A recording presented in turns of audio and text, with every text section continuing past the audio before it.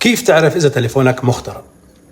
آسا شوارز بتقول، وهي خبيرة تكنولوجيا المعلومات، إن الهواتف بتم تتبعها باستمرار عن طريق GPS، شبكات الواي فاي، البلوتوث، وعناوين IP أدرس. ورغم إنه هاي الخصائص بتدعم استخدام تطبيقات اليومية مثل الخرائط وخدمات الطوارئ، إلا إنه المعلومات يلي بتجمعها ممكن توقع بإيدين خاطئة.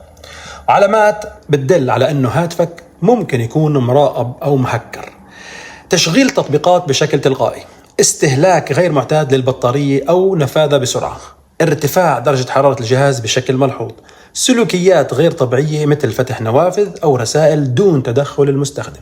وبتحذر الخبيرة من أن التجسس لا يقتصر على الأفراد فقط، بل قد يشكل تهديد للأمن القومي، حيث كشفت مواقع عسكرية وأمنية حساسة عبر بيانات تطبيقات رياضية.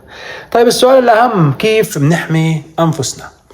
أولا، تحديث الهاتف بشكل منتظم، مراجعة أذونات التطبيقات، إيقاف الواي فاي والبلوتوث في الأماكن العامة، استخدام خاصية الموقع التقريبي بدلا من الموقع الدقيق. وعند السفر لدول ذات قيود أمنية مشددة ينصح باستخدام هاتف احتياطي خالي من البيانات، يعني ما تكون منزل عليه أي شيء. وتشدد شوارز على أهمية توعية الأطفال والشباب بمخاطر التطبيقات الاجتماعية مثل سناب شات، حيث قد تستخدم خصائص مشاركة الموقع دون وعي لخرق الخصوصية. إذا ما كان عندك علم بهذا الموضوع يلي كتير مهم، صار هلأ عندك فكرة، انشر وشارك ولا تنسى متابعتنا.